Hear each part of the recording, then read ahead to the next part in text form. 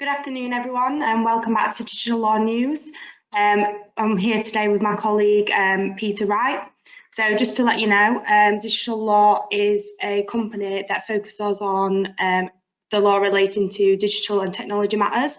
So things to do with data protection, cybersecurity, and all things to do with that.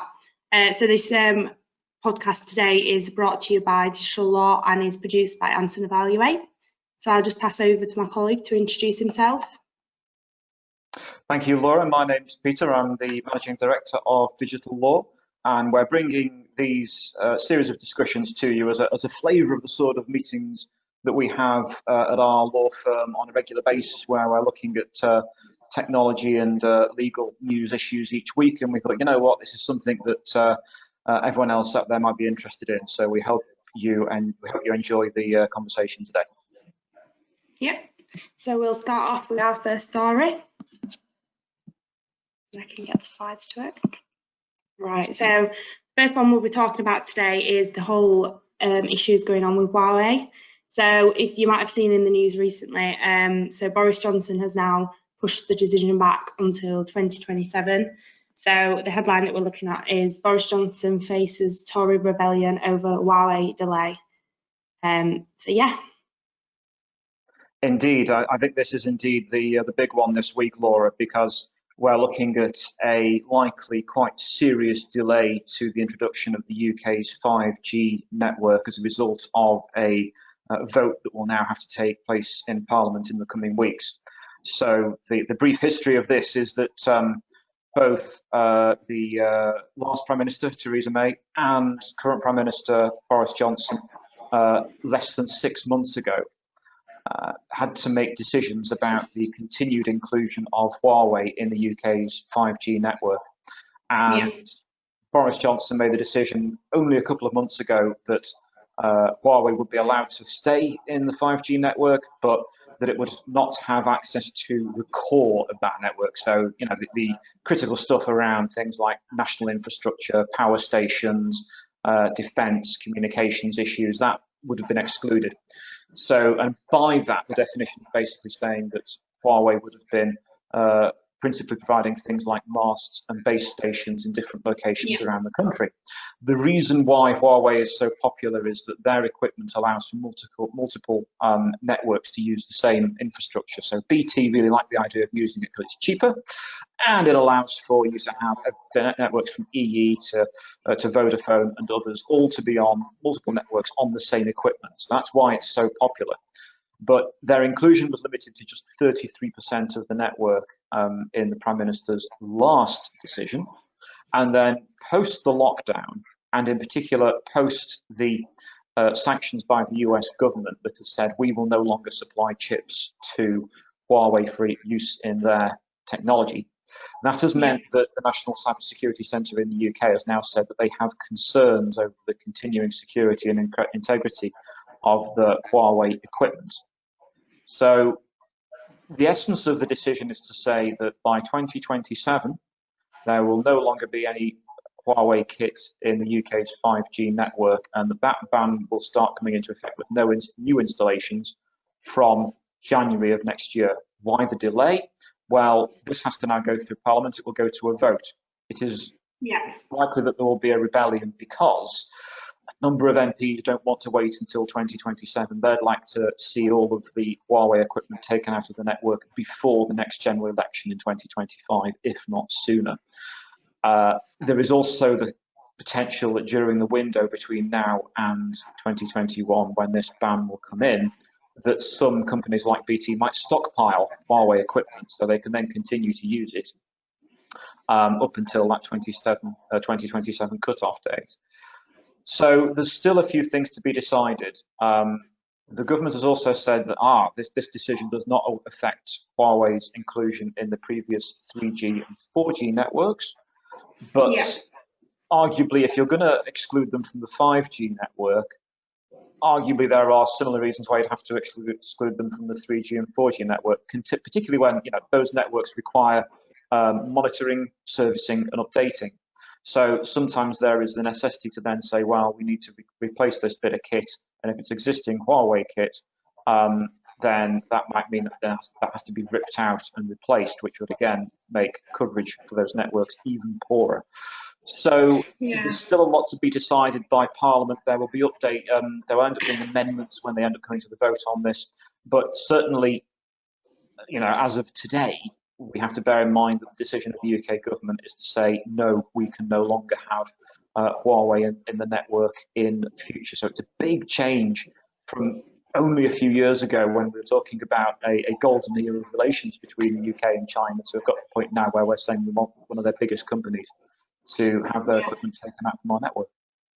Yeah, because I know that I think it was in our last week's webinar when we were discussing about them removing the current 3G and 4G, how Huawei were involved with that, and there was a lot of talk that it would take like a lot of time to remove it, like 18 months to about 2 years, which would mean like there's no 3G and 4G for that period, which could it'll affect a lot of business if that does happen. Indeed, it could affect a lot of businesses. Apparently as well, a lot of the 5G network is underpinned by the existing 4G equipment as well. So there is quite a lot of integrity there between those different networks, where one is built on top of another almost. So having to then go back and change this is going to lead to significant problems. And indeed, apparently BT at one point was saying it would take 10 years to remove all of this hardware. So exactly, it's going to be an expensive process, and it could mean that some areas might indeed struggle with their coverage, and you've quite rightly highlighted there the issues to business. Also, we have to bear in mind that the emergency services rely on these networks as well. So there are implications for both the emergency services and some of the services that, for example, defence and other areas of critical national infrastructure also rely on, might end up being affected by the fact that other parts of the network end up going dark. So it is a decision with massive implications that is now being made for the next, for the coming decade. It will have big implications on the speed with which we can get 5G rolled out across the UK. And this is why it's been such a difficult decision for the Prime Minister, because only 6 months ago he stood with a manifesto in the 2019 election saying that there would be 5G for everyone before the end of this Parliament, and that the network will be rolled out. And this affects the delivery of that election pledge, which I think is why he's been quite reluctant to bring that date forward from 2027 to bring it in any sooner. Yeah, definitely. Yeah, I'm sure this. Oh, sorry, I went past it. I'm sure this will be one we'll be talking about again in the future, anyway. We certainly will, yes, it is indeed going to be something that's going to run and run and run, particularly when we start now getting these votes in Parliament in the coming weeks with regards to what the legislation to enact this ban is actually going to look like. Yeah. Right, so we'll move on to the next one. So the next two are quite similar. I just didn't put them on the same page because it was too much to put on. But this is all about the broadcasters demanding law to halt fake news on Google and Facebook. So 3 of Britain's largest broadcasters, ITV, Channel 4 and Sky, are all calling on ministers to introduce new laws as a matter of urgency to stem the spread of disinformation of Facebook and Google. And the CMA, so the Conduct Market Authority, the Competition Market Authority, have published online platforms. They've published a report and said that the consequences of ignoring this issue would be profound. Indeed, this is absolutely crucial in terms of the future operation and regulation of the digital marketplace.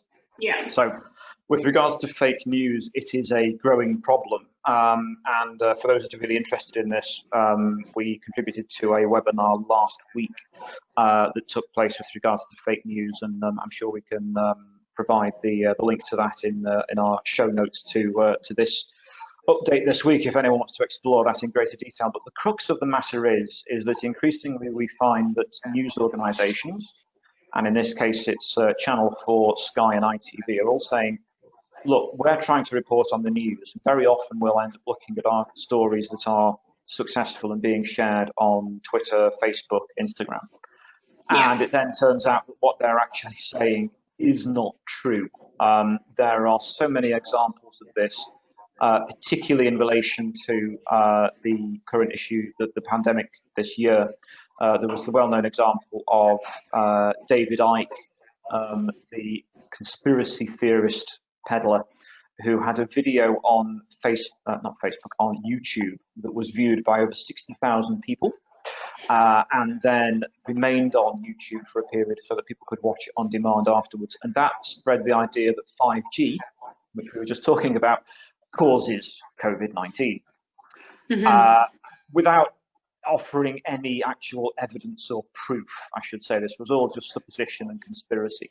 But people took it seriously, which led to actual physical attacks by people on the infrastructure of the 5G network, which again, emergency services rely on, which we're all relying on during this time of global pandemic. So the point is that you had there a conspiracy theory that ended up being shared and propagated on social media and ended up affecting the real world.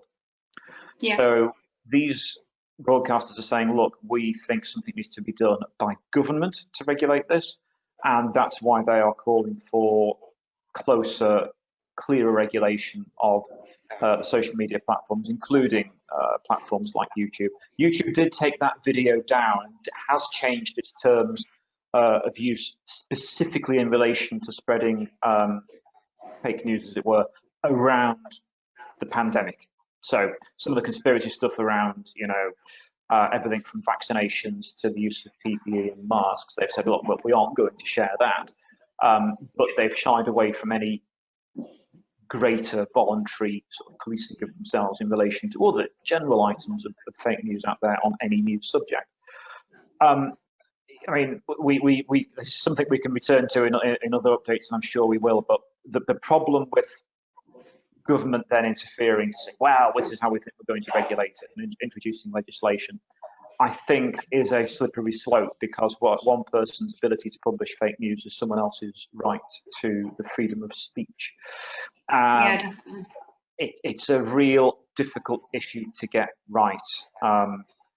And Laura, you've attended some of the law schools that we've been involved with the European Law Students Association, where we've run workshops to just say, what would hate speech legislation look like? And it is fiendishly difficult. Once you sort of open Pandora's box, you have to start saying, well, this is permissible and this isn't. I would like to see greater responsibility from the platforms themselves to actually properly look at this sort of content and remove the stuff that's obviously hokum. But it shouldn't require interference from states in order to do it. You'd like to see some leadership in taking the responsibility by these platforms themselves, but that may be a forlorn hope. And that's my personal opinion that I'm giving there. If anyone wishes to challenge that, please do feel free to comment on our social media or join us and submit a question on our other updates. But it's a very difficult issue. And that then brings us through, Laura, to that next question on the slide we've got here with regards to the Competition and Markets Authority, which has produced online platform for digital advertising report. It's advertising ways to properly address what it feels is a broken online advertising market. Don't forget that Facebook makes $77 billion a year in turnover, and the majority of that is from advertising, and most of that is actually from SME businesses advertising. So they've hoovered up all of the advertising that used to fund everything from the local specialist and national press, as well as other things where local small businesses would have previously advertised. And instead, it's all being hoovered up by the large social media companies, which is creating a very uneven marketplace out there.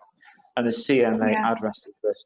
I think a wider bit of context to think about is that Andrew Tirry, who was only 2 years into a 5-year term as chair of the CMA, resigned only a couple of weeks back, saying that he felt that he could actually affect more change in terms of lobbying the tech firms from the backbenches of the House of Lords in the UK than he could as chair of the Competition and Markets Authority, which is now the UK's regulator.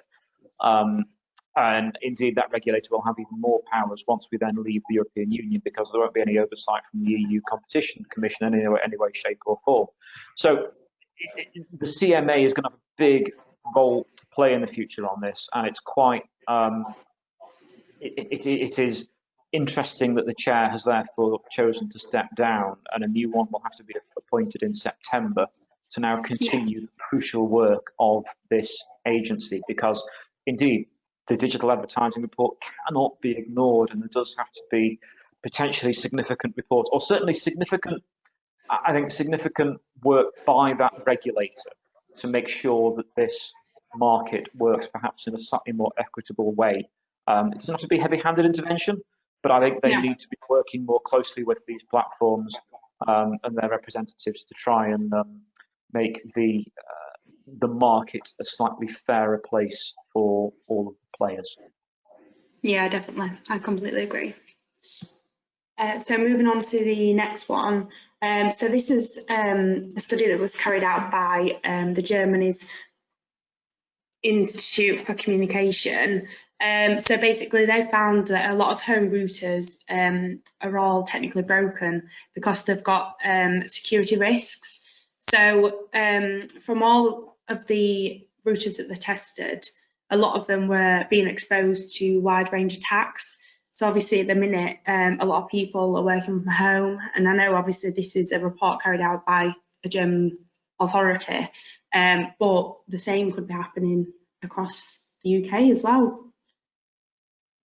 Indeed, that's a really good point, Laura. That I think this was quite a shocking report to read, because of course in the last few months we've all been working from home. We've all been relying on home broadband networks that weren't really designed for perhaps the intensive use that they have received. I mean, you and I in multiple webinars and calls with our clients have heard of instances of people trying to do work at the same time as other family members have been streaming movies, and others have been engaged in online PlayStation games and different things as well. So huge stress on these networks. And then this survey suggests that the actual routers, the hardware that we have on our home networks, is totally unfit for purpose.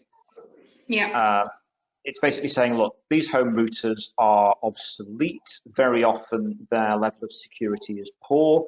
Very often they're sold with equipment, with software in terms of security and encryption that is already obsolete and dates back in some instances 9 or 10 years old, which is simply not fit for purpose in the world of 2020, with the threats that we have in terms of malware and phishing and all these other rather nasty threats that are being changed every day in terms of advanced persistent threats. And I mean, the thing is as well, I mean, this isn't any country. This is Germany, that is comparable to the UK in terms of its use and take-up of broadband and in terms of its digital economy. So it was quite scary to see the results of this survey. And we're saying here that out of over, I think, something like 120 odd routers, not one actually passed the criteria that they were putting in place to say. As well, they said even the routers that were updated recently, they still didn't have the up-to-date software. So these routers are being sold from the get-go, really, with like bad software on them. So even the new ones, it's not just that you've had an old router in your house for 10 years and you shouldn't really be using it, it's the new ones as well. Indeed. And so now we're in a world where, okay, this kit was perhaps being sold with a view to thinking, oh, well, it's residential use. It's people at home sharing movies and playing online games. But now we're suddenly doing an awful lot more work at home, and we're on the verge of the Internet of Things. So everything from the IoT-enabled fridge and kettle and bin are going to be connected to these networks as well. So the lack of sufficient security is a real concern. I think we also have to bear in mind that, I mean, we're recording this in July 2020, when I think an awful lot of people are still working from home, and a lot of businesses are saying we'll keep our staff working from home for the foreseeable future, and arguably into 2021. But if you're in a work environment and you're using your business broadband and your business fibre, very often the security there is, funnily enough, business grade, because your business has control of that. You and I have spent time sometimes trying to work with our clients to say, have you looked at these home networks that your staff are potentially using? And very often they wouldn't take the threat seriously that we were trying to highlight. But this report makes it very, very clear that if you do have your workforce at home, you've got to look at the routing, you've got to look at who else is using that home network and potentially, at the very least, partition it for your business user. But I think, arguably, we might be getting to the point where home workers should have a separate network with business-grade encryption and security that is then paid for by the employer. And you might think, well, that's incredibly expensive, but look at the greater levels of productivity that those home workers have had. So arguably it's a small investment to have far greater security and control over the working environment for staff who are working at home. Yeah, definitely, especially if people are going to be working at home for the long run now, because I know a lot of my friends who I go to university with, their firms are now saying that, right, we're going to be working home for the foreseeable future. So now is the time to invest in things like this, just to make sure it is secure.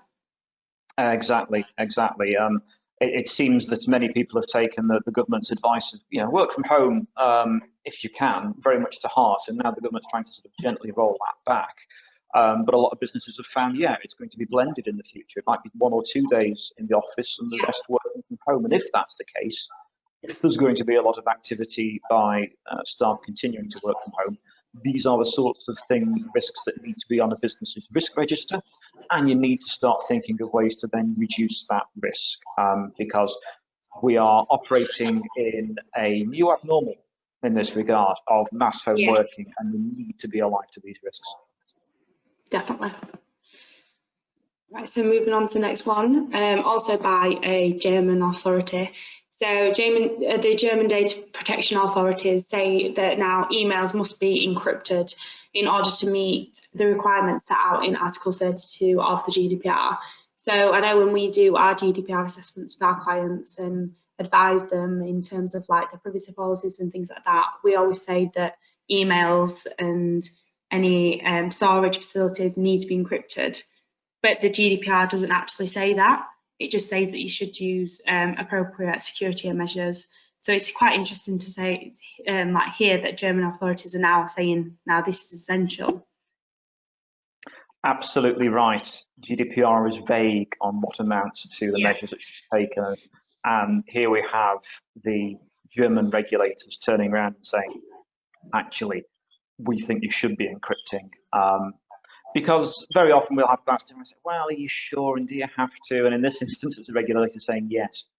We have to, of course, bear in mind that unfortunately, it's not one GDPR to rule them all.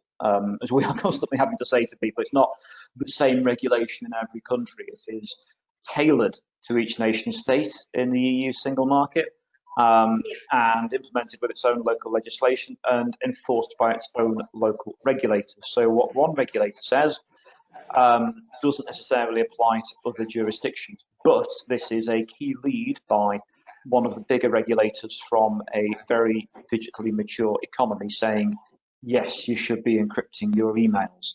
And we aren't talking about here them just being at rest on a server, but also the fact that they are discussing the merits of end-to-end encryption. And it just means that we are, I think that while this might be the first of several dominoes and other regulators may end up following suit, but it is a significant marker that's been put down here by the German authority to say that encryption should be the norm. Definitely, I feel like it'd be very interesting to see if other regulators like the ICO take account of this and follow the same route.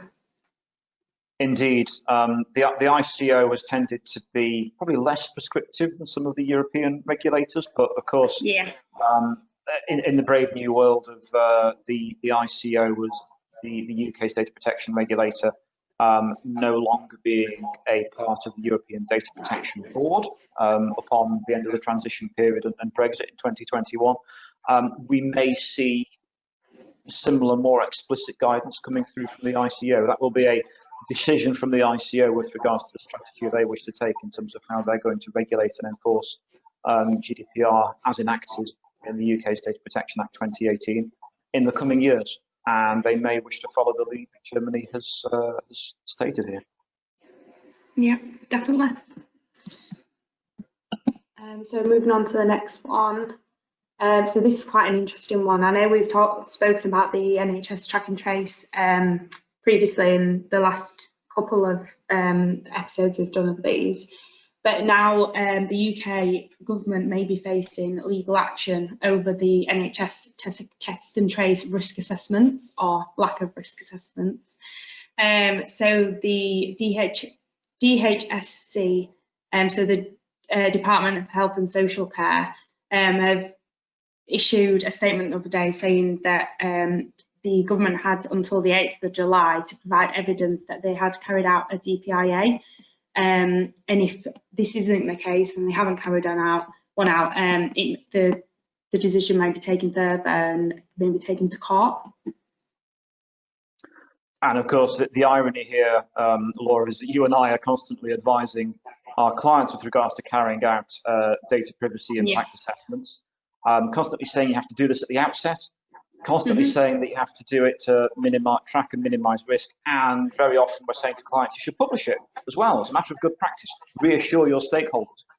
Yeah. And here we have the government department that has introduced this massive track and trace scheme, which of course now has had to have buy-in from all of those bars and restaurants opened up on the 4th of July. It now looks like they themselves did not introduce data privacy impact assessment before rolling out this exhaustive test and trace exercise. And it really, I'm afraid, is not a good look for the UK government when it isn't carrying out some of the basic elements of compliance with its own data protection law that we are trying to help our clients to make. Our clients are investing in taking these measures. The government, when it's collecting such huge volumes of data, should be doing the same. Yeah, and I know we were talking about this the other day, and they might use the whole, well, we need to roll this out quick, like when the start of the pandemic, when it all kicked off, and people coming back into the country, and there was needing to track it really quickly. But then they can't really, because then there was a massive break, and they stopped using the track and trace, and then started it again, and they should have done something in that period of time. Exactly, yes. So when in the early days of the pandemic in March, we were hearing of, super spreaders that have brought this back from the Far East or from ski resorts in Europe, and it being widely reported, this is our first case, this is where it came from. And quickly, the existing system was overwhelmed, and it was then suspended. And that is a decision that I think is going to be a difficult one for the government to be able to explain. I mean, the answer to it is that they were simply overwhelmed. The infection was in the community. As fast as they tried to identify where cases had come from, new ones were coming through, and the system was overwhelmed. There was then a period of several months where arguably that's when a DPIA should have been carried out before then this new thorough system was put in place.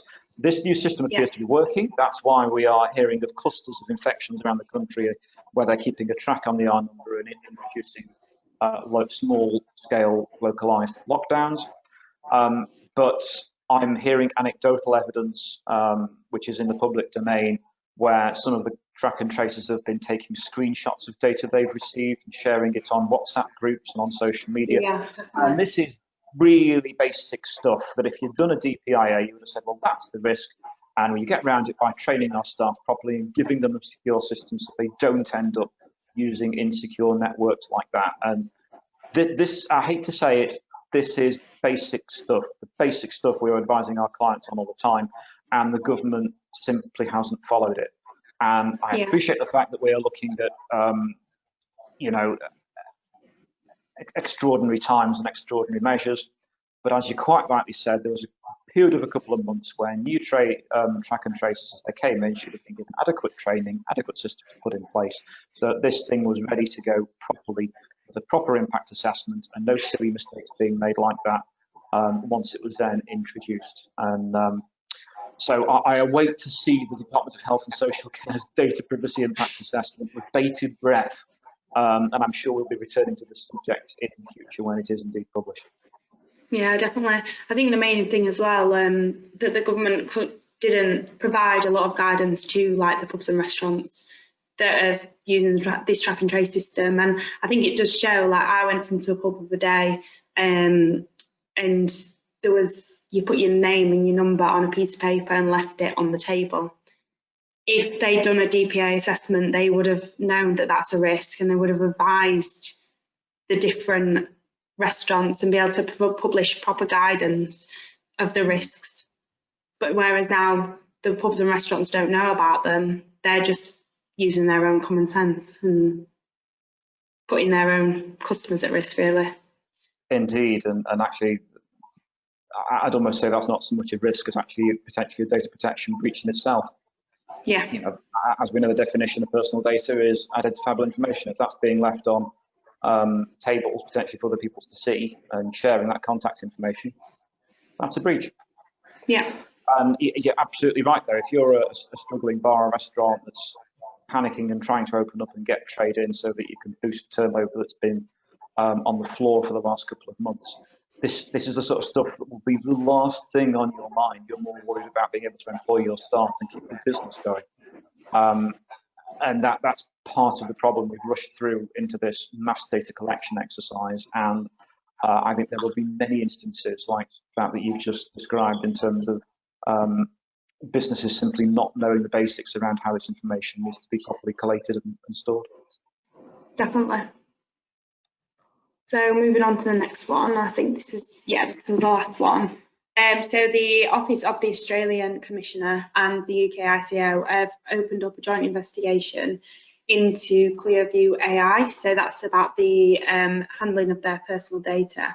So I think we discussed this earlier today, and it's important that different data protection regulators are actually joining together and working together on reports like this and investigations like this, rather than just leaving each other to it. Absolutely.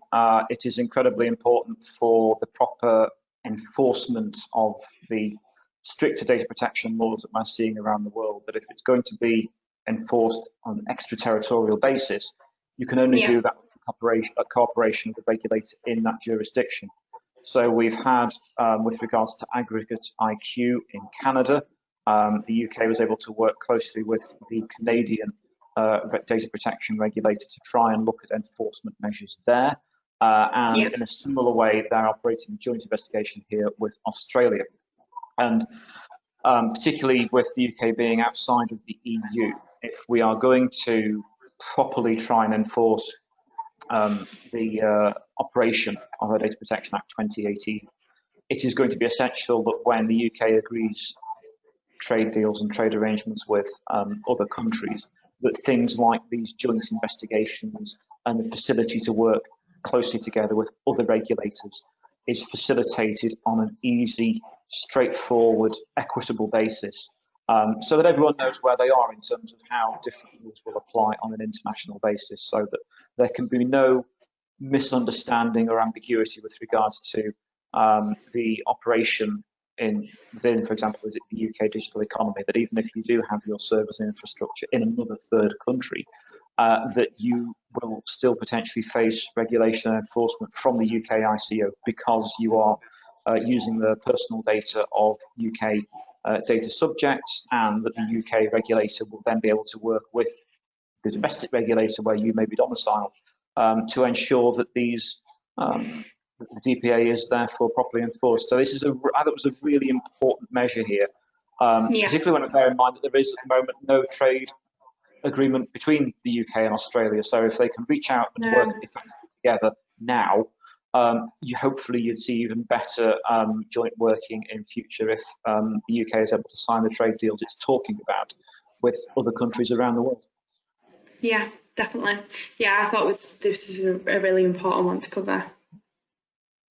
And hopefully we'll see more stories like this in the future. Indeed, it's a significant marker in terms of the future patterns in terms of regulation of data and of personal data, and I think this could be the first of many that we end up seeing with other jurisdictions, and in particular from next year, the UK is talking about rolling over a lot of the trade arrangements it has, that the EU has with other third countries, so they become UK third country treaties. So everyone from Japan to other countries as well, Canada including. They're hoping to roll those deals over from EU deals to UK, Canada, and UK, Japan deals, and you'd hope to then see this sort of joint cooperation at that level too. Yeah, definitely. So I think that's everything for today. So thank you. Yeah, so thank you once again for listening, and thanks to Anson Evaluate for producing this webinar. Just to let everyone know, this webinar is now available on podcast. So it's on the iTunes Store and things like Spotify, but we will still be continuing to do them as a webinar as well, live on a Tuesday at 4 p.m. Indeed. Thank you all for listening, and we look forward to seeing you again soon. Thank you.